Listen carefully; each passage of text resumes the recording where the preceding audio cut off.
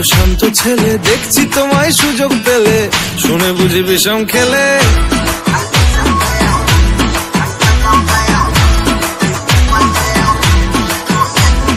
বলছি তোমার দিব্যি গেলে, আমি বড় শান্ত ছেলে, দেখছি তোমায় সুযোগ পেলে শুনে বুঝি বিষম খেলে।